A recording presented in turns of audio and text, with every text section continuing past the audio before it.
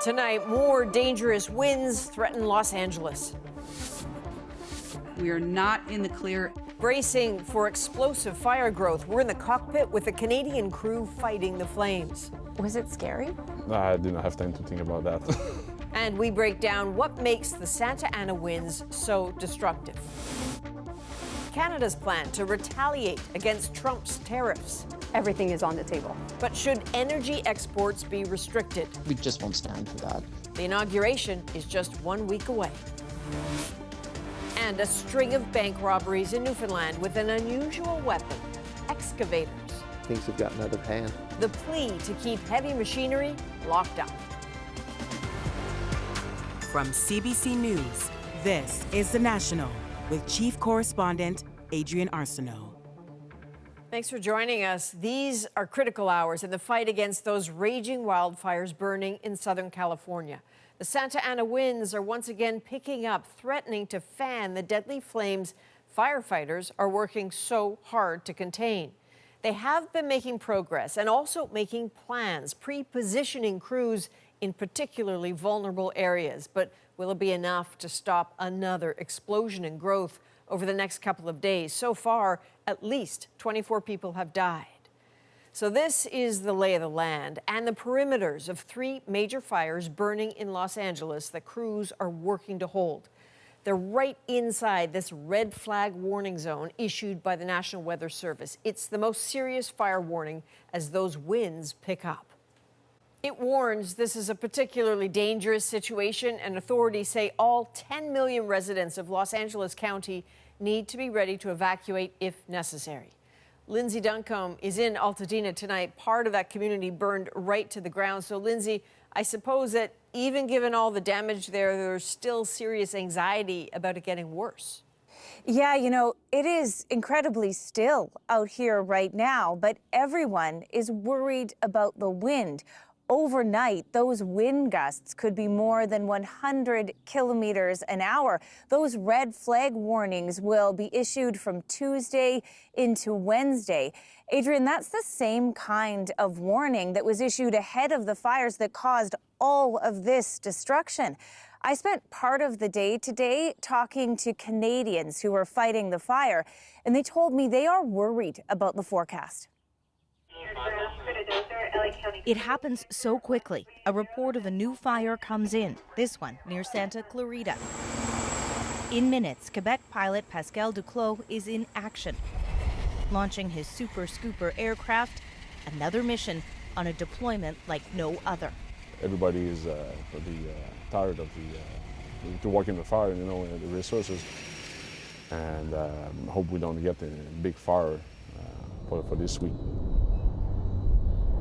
We are not in the clear as of yet, and we must not let our guard down. Consider Los Angeles Airport has recorded less than 1 millimeter of rain in the last 180 days, a fraction of what's normal. In those parched conditions, embers whipped by wind could spread the flames fast. Planes are dropping retardant on dry brush preemptively. We're going to be patrolling, taking a proactive approach. Anywhere where there's any wildland risk is where we're going to be patrolling. It's just extra set of eyes, ears.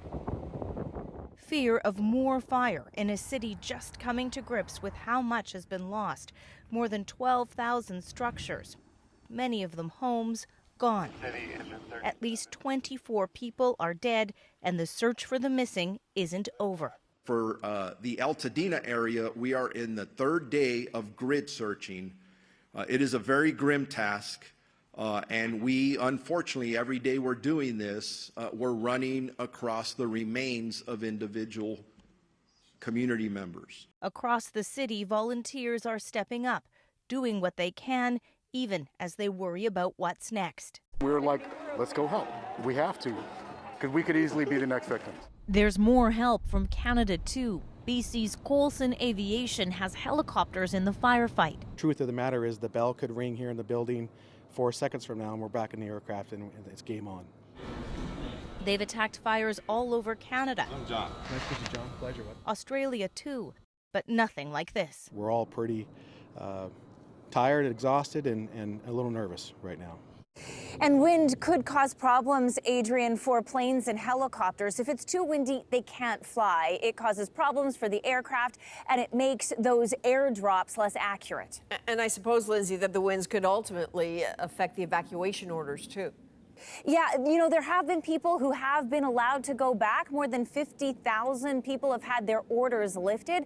But with all of this uncertainty around the wind, the officials are saying for everyone in LA County, that is 10 million people, to be careful, to pay attention, and be ready to go at a moment's notice. All right, Lindsay Duncombe in Altadena, Los Angeles County. So let's bring in the CBC News meteorologist Ryan Snodden now, because Ryan, you're definitely tracking those Santa Ana winds. Yeah, that's right. And you know, this map really says it all, Adrian. The fire weather outlook risk for Tuesday into Wednesday. Look how widespread this area in the elevated ranges. Then we have a huge area of critical, and yes, an area north of Los Angeles, extreme risk Tuesday into Wednesday. Officials are indeed extremely worried about that area. Widespread gusts, 50 to 90 kilometers per hour. Localized gusts here, 90 to 110 kilometers per hour. This is actually not as strong as last week's event, but still a very dangerous situation setting up here for Tuesday and into Wednesday. All thanks to those Santa Ana winds, high pressure anchored to the north. These winds strengthen as they move through the gaps in the mountains. And of course, they also strengthen as they descend from the mountains. They further warm, they further dry, and they're already warm and dry because, of course, they're coming from the desert. And so this is not a good situation Tuesday and Wednesday. And as we look at that outlook, note these little pockets where it's in the reds. These are the little localized gusts that they're really concerned about through the day Tuesday, through Wednesday. Finally, some relief by the time we get to Thursday, but a long couple of days ahead for folks in Southern California. Adrian. Wow. Okay. All right. Ryan Snodden, thank you. Thank you. Now, just ahead, we'll look a little more closely at the science behind the Santa Ana winds and what is making them so destructive this year in particular. Well, a ceasefire deal between Israel and Hamas appears to be closer than ever. Pressure is building to secure an agreement before Donald Trump takes office next week. Chris Brown shows us what's at stake for those on the ground. A ceasefire may be close, but in Gaza there was no respite from the pounding of Israeli bombs. 40 people were killed in attacks near a northern hospital and a former school turned shelter. Israel also continues to suffer losses, with 9 soldiers killed in Gaza in the past 48 hours. With Donald Trump set to take over in a week, his team, along with the current Biden administration, have been pressing both sides to compromise. We're on the brink of a proposal that I laid out in detail months ago, finally coming to fruition.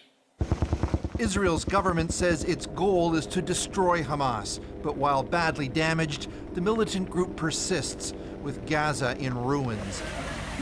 The UN estimates 2/3 of the buildings are damaged or destroyed, with most people crammed into temporary shelters that can't protect the most vulnerable from the elements. Noura al-Batran's infant son froze to death, one of 8 newborns killed by the cold in recent weeks. My child died in front of my eyes, and I couldn't do anything for him, she told our videographer. His twin brother also suffered from hypothermia, but was saved. Dr. Ahmed Al-Farah says many of his tiny patients come from families sheltering in damaged buildings. The main step for saving this child is to stop this war. But despite the urgency for a deal, some are trying to stop it. Families of Israeli hostages who've repeatedly had their hopes brutally dashed screamed at the country's far-right finance minister, who called the potential agreement a catastrophe for Israel. Based on reports, Hamas would initially release 33 Israeli hostages, and Israel would free Palestinians held prisoner. A second round of negotiations would focus on the release of the remaining hostages, and Israel would withdraw from the Gaza Strip. Another round of negotiations is set for Tuesday to try to get the deal done. Chris Brown, CBC News, London. A warning from Alberta Premier Danielle Smith after she met twice with Donald Trump. She says he is dead serious about hitting Canada hard and fast with heavy tariffs on imports. But as Ashley Burke shows us, the premiers have very different ideas on how to respond. A rare meeting for a premier. Alberta's Danielle Smith making Canada's case to Donald Trump in person. Her takeaway, Trump's tariff threat is very real. We do need to be preparing ourselves for the fact that they're likely to come in on January 20th. Smith met Trump over the weekend at Mar-a-Lago as the guest of Canadian businessman Kevin O'Leary. She says Trump seems interested in her pitch to bring in more Alberta energy. I think oil and gas is going to be key to being able to get a breakthrough once tariffs do come in getting them off. The Foreign Affairs Minister says if Trump goes ahead with tariffs in a week, Canada is preparing to retaliate. I can't go into the details of that retaliation plan because I think it would be a bad strategy, but what I can tell you is everything is on the table. But Alberta's premier says that better not include restricting her province's energy exports to the U.S. They will have a national unity crisis on their hands at the same time as having a crisis with our U.S. trade partners. We just won't stand for that. Saskatchewan's premier agrees, but says Ottawa told him it's not considering limiting shipments of Canadian energy or resources, at least not yet. I've asked the federal government very directly. They've assured me that isn't part of the conversation. But Ontario's premier, who wants to collaborate with the U.S. on critical minerals, insists nothing should be ruled out and has even threatened to cut off electricity to the U.S. We have to use all the tools possible when our country's under attack economically. When our province is under attack economically, you just don't roll over. Meanwhile, PEI's premier and his delegation are hitting the road to try and tell as many Americans as possible that tariffs would hurt them too. We really hope a mission like this can just infiltrate some of the thinking down there. All of this shows the different messages coming from premiers about how to combat Trump's tariff threat, and that lack of unity is something that the incoming president could try and use to his advantage. So, Ashley, premiers are headed to Ottawa this week to possibly get on the same page, if they can. Adrian, they'll meet with the Prime Minister on Wednesday to try and hammer out a united approach. Premiers say they want to know exactly what Ottawa's plan is and how it fits in with their own. And that same day, the Foreign Affairs Minister will be on her way to Washington to try and meet with Trump's incoming administration. Okay, we'll see how that goes. Ashley Burke reporting from Ottawa. One of Donald Trump's claims in this trade dispute, that the U.S. is subsidizing Canada. But what does he mean, and is that true? We will break that down in 20 minutes. Well, Chrystia Freeland will announce her bid for the Liberal leadership within the next week. Sources have confirmed to Radio-Canada that the former finance minister will declare her intentions ahead of Donald Trump's inauguration, just 7 days from now. We also have word tonight from a source close to Mark Carney that the former Bank of Canada governor is expected to launch his campaign this Thursday. And a Nova Scotia MP is pitching himself as the first Indigenous contender to replace Justin Trudeau. Jaime Batiste was elected in 2019, becoming Canada's first Mi'kmaq MP. Well, with Parliament prorogued and Canada's political future in flux, there are questions tonight about the fate of two programs, pharmacare and dental care. Marina von Stackelberg looks at what could happen to this pair of Liberal promises. This is an important tooth we want to keep around for your... Dr. Brandon Doucette says he witnesses firsthand why the Canadian dental care plan is needed. I've seen dozens of times people try to extract their own teeth with pliers, and I'm left trying to dig out whatever's left. Right now, the public insurance program helps pay for dental work on 3 million seniors, children, and disabled Canadians. 6 million more people were set to be covered early this year. But that hasn't happened yet. I absolutely do think that this program is at risk of being cut, especially if we don't get all 9 million people signed up for the program before the next election. That election could be this spring. Do you think you're going to be able to expand it in time before we're in an election? Absolutely, I want to see that get done. It's essential that all Canadians get access to dental care. The future of pharmacare is also unsure. Ottawa hasn't reached a single deal with provinces or territories to pay for contraceptive and diabetes drugs. There will be a choice for Parliament. Do we get a little bit more time to get all of the pharmacare deals done? MPs already approved the legislation and money for dental and pharmacare before Parliament was prorogued. That's why the NDPs say they aren't giving the Liberals any more time, after supporting them for more than 2 years in exchange for the programs. All the tools are there for this Liberal government to implement things immediately, and we are saying that there is no excuse for delay on this. The Conservatives have outright criticized the Liberals' dental and pharmacare plans, but they did not respond to multiple requests for comment. The Conservatives have also never answered questions about whether they would keep, change, or outright cancel the programs if they win the next election. Marina von Stackelberg, CBC News, Ottawa. Mailing anything with Canada Post will now cost you more. The price of a single stamp has increased by 29 cents. As Nisha Patel shows us, the corporation says the move will boost revenues, but it's put small businesses in a tough spot. Donald Chang sells a lot of stamps at his convenience store. He says the price of postage usually only goes up by a few cents. Now it's increasing by 25%. This is the largest I've seen for letter rates. There are hikes on all mail products. To mail a domestic letter, a single stamp will jump from $1.15 to $1.44. People are surprised and, a little angry that, they look at it as a big money grab. In a statement, Canada Post said the change is required to better align stamp prices with the rising cost of providing letter mail service to all Canadians. The corporation expects the move will bring in $80 million this year, but its business model remains uncertain. Letter mail has plummeted 60% over the past 2 decades. The volumes of the post office do not support and are not sustainable to support the existing system. Right now, Canada Post doesn't use federal funding to operate, though this expert says there could be a future where the service is entirely restructured. It's going to be much smaller.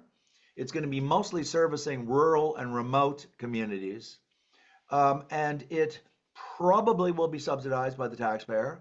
This bead store depends on Canada Post to mail supplies to its rural customers. Given the volume of packages that we send, it is going to be significant. For small business owners, this price hike on the heels of the postal strike is frustrating. It'd be really great to see some actual reform on the way that Canada Post operates. We need reliable, affordable service. Canada Post has lost more than $3 billion since 2018, and the strike made financial matters even worse. While workers are back on the job, the corporation still hasn't reached a new labor deal with its union. Nisha Patel, CBC News, Toronto. Police in Newfoundland are sounding the alarm about a disturbing trend: bank robbers using heavy machinery. I think this is just indicative of how things have gotten out of hand. The homegrown solution that could help solve the problem. Next. Plus, classical music gets some new fans. I feel like I'm surrounded by a lot of people who like classical music like I do. What is drawing younger people to listen? And later, among the ashes, a small moment of joy. Oh my God, you're alive! You're alive! The emotional reunion caught on camera. We're back in 2.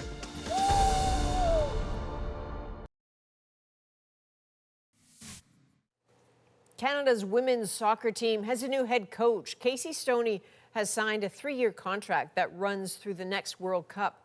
She's a former England captain and former coach of the San Diego team. Stoney takes over next month. The team has been without a permanent coach since Bev Priestman was sent home during the Paris Olympics due to a drone spying scandal. Well, for the 3rd time in a month, thieves have used heavy machinery, heavy construction equipment to rob a bank in Newfoundland. Heather Gillis shows us the effort to stop this troubling trend. The scars from this brazen bank break-in are best seen from the sky. And if you zoom out, way out, the excavator police alleged was used to extract an ATM sometime before 4 this morning lays just next door at a construction site. There's no doubt crime is on the increase. Mount Pearl's mayor says this is the second time heavy equipment has shredded a bank in his city on the same street since September, making him feel less safe. I think this is just indicative of how things have gotten out of hand. This is the third in a string of ATM robberies across eastern Newfoundland in less than a month. Last week, one was stolen from this Scotiabank in Carbonear, about 100 kilometers from St. John's. The excavator left at the scene of the crime. In mid-December, another bank bashed, ATM stolen in Holyrood. But in this case, the RCMP arrested 3 people and charged 1. This is certainly not just a Newfoundland problem. This is a really big worldwide problem. There was even a similar theft near Toronto New Year's Eve. Show me that drawing you were just looking at. It's a problem this St. John's-based startup, Veristart, is trying to fix. Many excavators have a master key that can fire up almost any machine. So this is the hardware device that we install in the cab of the machine. It's a digital key, forcing operators to use their smartphone to switch on the ignition. Basically by pushing a button that enables that machine to start. In the meantime, the thefts have police urging people to lock up heavy equipment. If there's some way to prevent access to the vehicle and make it, certainly at least challenging for somebody who does not own it or regularly operate it to take control of that vehicle. Police say they're still looking into this latest ATM theft and haven't made any arrests. Heather Gillis, CBC News, St. John's. An older musical style is getting some new fans, and it's not who you might expect. It makes me feel like calm and relaxed. Why more young people are tuning in to classical music. Plus, what is making the Los Angeles fires so powerful and destructive? We'll break down the winds driving them and the science behind the flames. And to back up his tariff threats, Donald Trump claims the United States is subsidizing Canada to the tune of $100 billion. What would happen if we didn't subsidize you? Because we give them a lot of money. But is that true? Andrew Chang will unpack the math and the politics. The National breaks down the stories shaping our world. Next. From social media to smash hit TV shows, classical music is experiencing a surge in popularity. As Magda Gabriselasa tells us, younger audiences are definitely tuning in.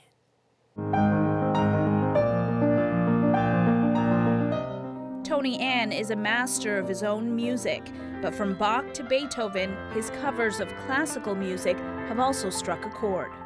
I wanted to respect the composers, but also I wanted to change it in a way where a younger audience can kind of consume it. He's one of many to find success with the symphonic genre on social media. TV shows like Bridgerton have boosted the music's popularity too. Research from the UK from 2022 showed more participants under 35 reporting they regularly listen to orchestral music. I feel like I'm surrounded by a lot of people who like classical music like I do. It makes me feel like calm and relaxed. Younger classical music fans are the reason that candlelight musical events like this exist. They flagged concerns over the accessibility of classical concerts, and Fever, the live entertainment company, orchestrated solutions. We came up with having shorter concerts, a really clear, casual dress code attached to the concerts, accessible price points, and unique venues. Over the years, traditional institutions have tried drawing in new audiences too, performing famous film scores and collaborating with famous performers like Drake. Last season, we sold something like 230,000 tickets, and almost 10% of that group of people had never been to the Toronto Symphony Orchestra before. It really shows us that we're reaching new audiences. But this music journalist says old school organizations need to up the ante and amp up their social media presence. More of an organic presence on social media. It's not just sort of typical educational type content that we find from social media, from orchestras, for example, which tends to be a little bit patronizing. For Tony Ann, social media has been his secret sauce for success. I want to just keep making music and, sharing my content. He's gone from racking up views online to selling out shows worldwide. Magda Gebre-Selassie, CBC News, Toronto. Now it's time to dig deeper into the stories shaping our world. U.S. President-elect Donald Trump is targeting Canada in all sorts of ways, from tariff threats to claims of subsidies. But what's it really about? He's just saying the very fact that there's a trade deficit shows that we must be subsidizing things in some fashion, and that's not the case. Canada's trade surplus colliding with Trump's America First push. That commodity is not putting Americans out of work. It's putting Americans to work. But first, LA braces for more destruction as powerful winds are set to return, and with them, greater danger. And so we're making urgent preparations to protect lives. All right, joining us from Santa Clarita, California is Professor Janine Bejnath-Rodino. She's the Director of Meteorology at UCLA. Once used to work for us here at CBC. Janine, we're hearing a lot about the Santa Ana winds, how they're spreading the fires. Can you help us understand exactly what they are? Yes, hi Adrian, it's nice to see you again. The Santa Ana winds occur when we have what we call this big high pressure system that's over the Great Basins near the state of Nevada and Utah.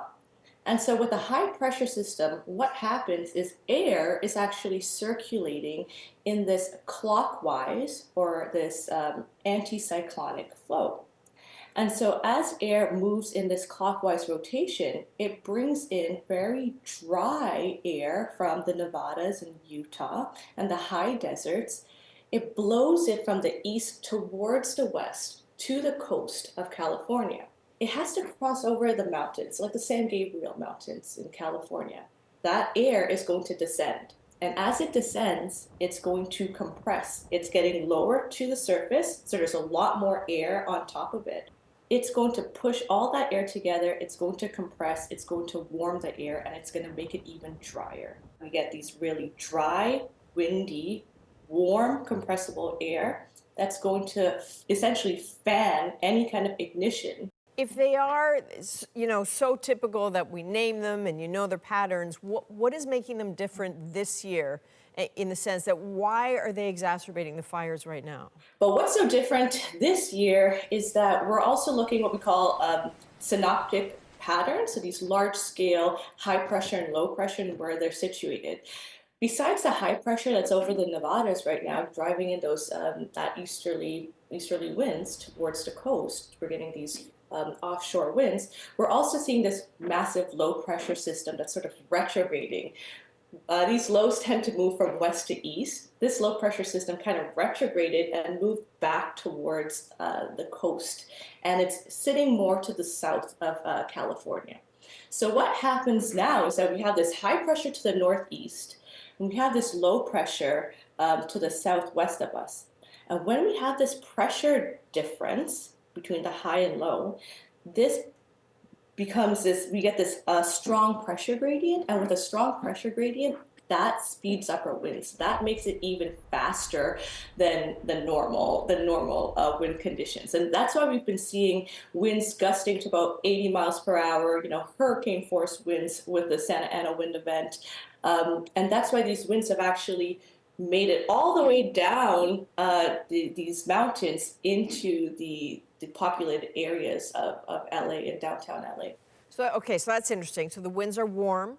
You're explaining why they are much faster, but you also talked about dry. When you hear people say it's really dry there right now, can you put that in some sort of perspective for us? We're seeing relative humidities that are in the single digits. That's less than 10%, and that can get really scary. So that's what's happening in the atmosphere. And then we have to also look at soil moisture and fuel moisture in terms of the vegetation, the fuels that are they healthy? Are they fairly moist, or are they dry? And so because we're not getting that amount of precipitation, which we would usually get during the winter, it would be our wet months here, and we haven't seen that, our fuels are very dry. And so we have dry atmosphere conditions, dry surface conditions, the very strong windy conditions from the Santa Ana winds.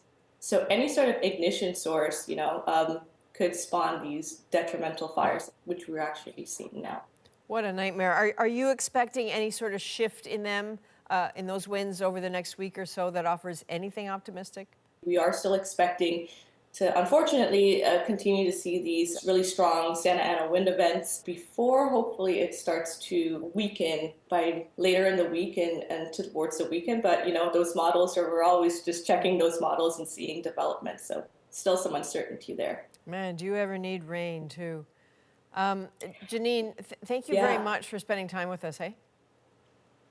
Thank you so much, Adrienne. Coming up, Donald Trump says it over and over again, but is it true? We're subsidizing Canada to the tune of over $100 billion a year. Andrew Chang breaks down why the math isn't quite so simple. That's next.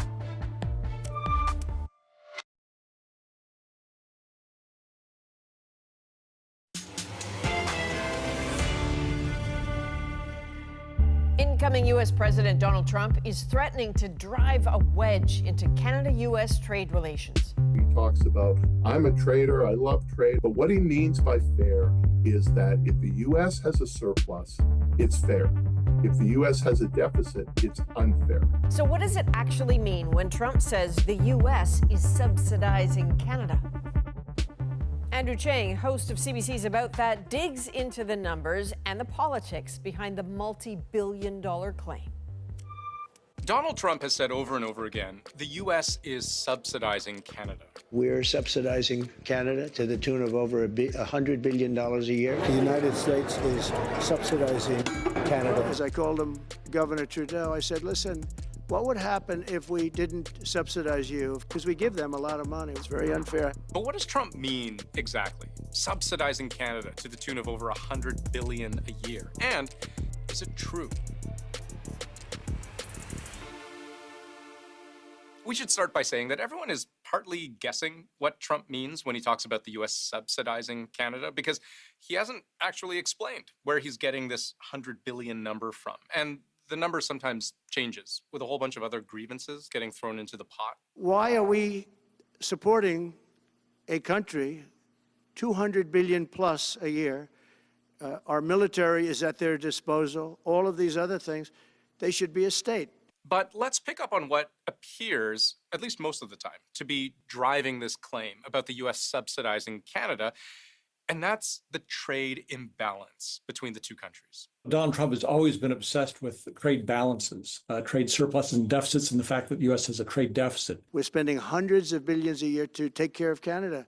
We lose in trade deficits. A trade deficit happens when country A imports more from country B than it exports. And Trump's right on one central point. The U.S. does have an ongoing trade deficit with Canada. And that's been the case for years. Canada has, in fact, sold more goods to the United States than the U.S. has sold to Canada. And zooming in on 2023, for example, according to the U.S. Census Bureau, the hard numbers are pretty clear. Canada exported $427 billion worth of goods to the U.S., while the U.S. exported $355 billion worth of goods to Canada.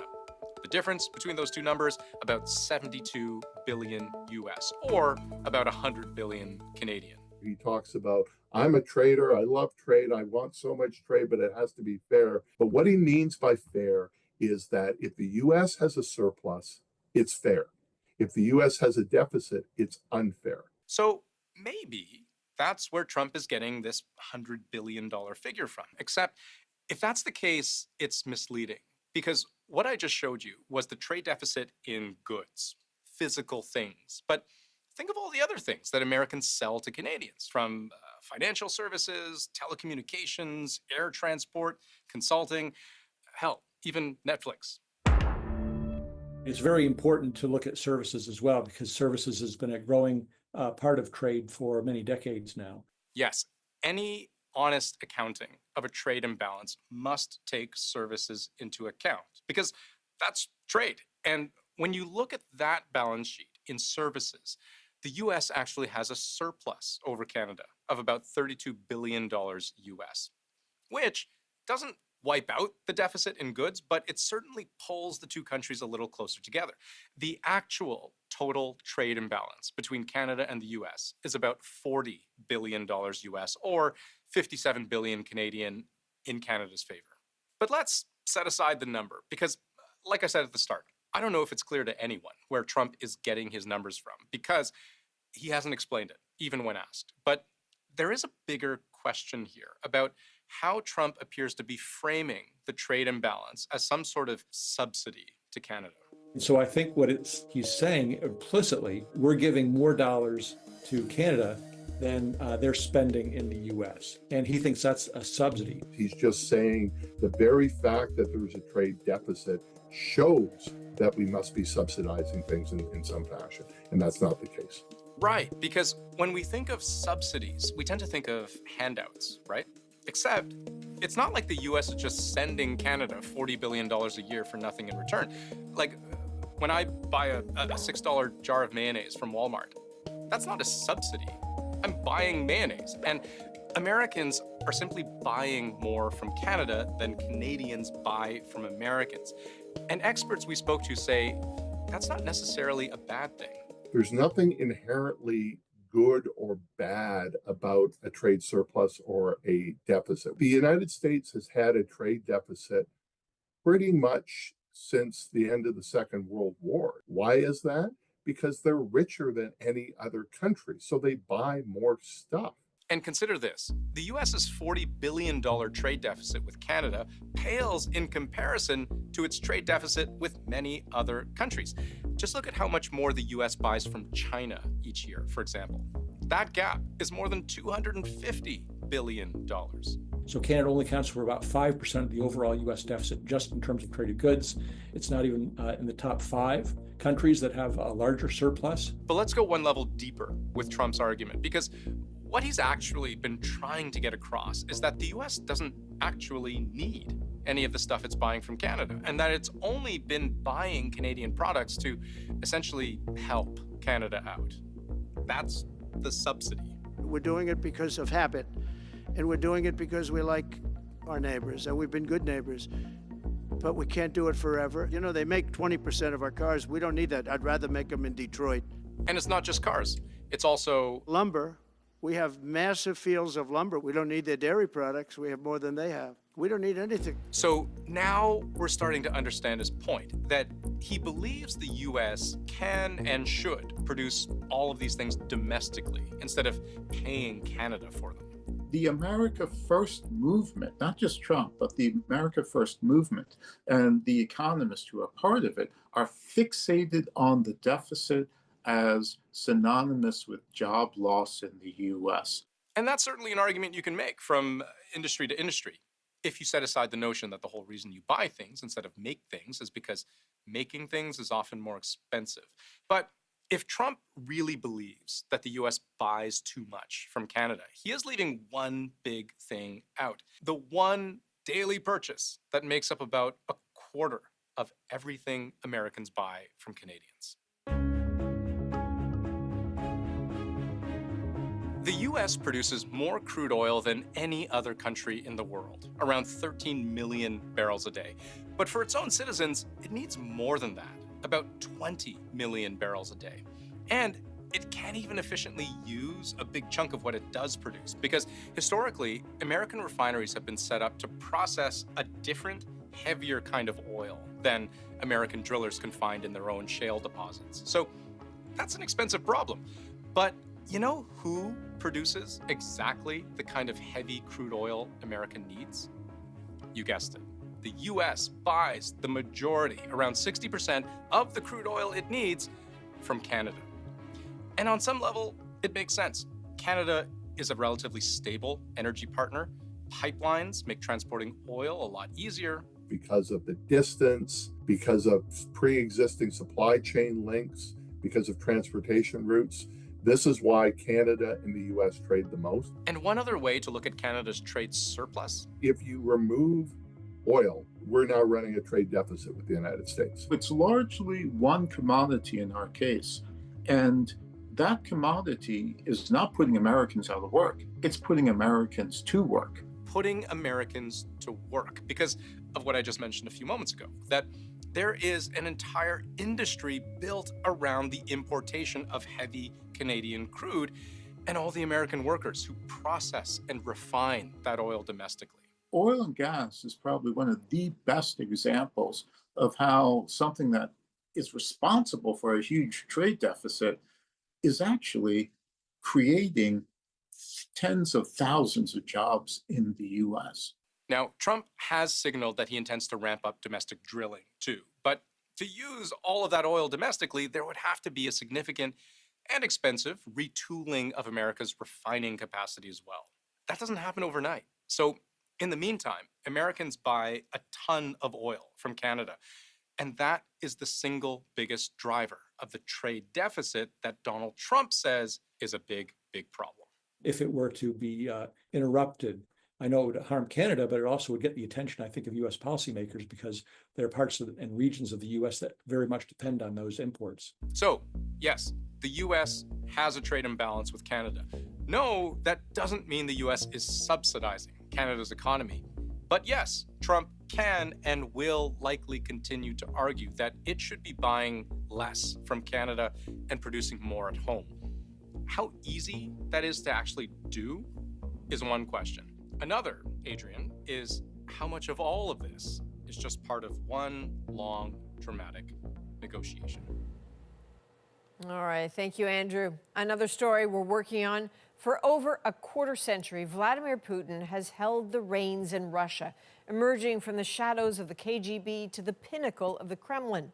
Terence McKenna chronicles his rise and reign in a 2-hour-long documentary, Putin's Journey. Here's a peek.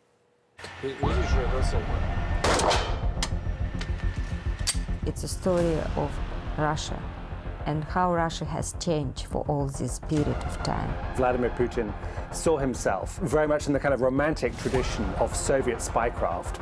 Putin thinks he's a brilliant spy. He decided that he was going to do everything he could to crush any sort of opposition in Russia. There is a government-operated death squad inside the security services. This guy had that feel about him, that he was a criminal. What threatens him is the idea of sovereignty, the idea of freedom, and the idea of democracy for Ukraine. It's this secret mentality that everything has to be sort of behind closed doors. За Владимира Владимировича Путина.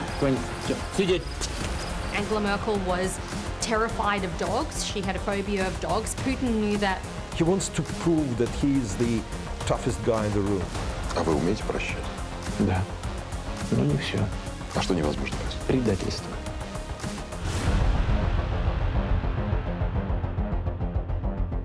You can watch Putin's Journey, a CBC Network special report with Terence McKenna this Friday, or you can stream it on the CBC News YouTube channel. Well, coming up, amidst the ruin and rubble of this California neighborhood, a furry friend is found again. Oh my God, you're alive! You're alive! Oh, honey! A real reunion is next in our moment.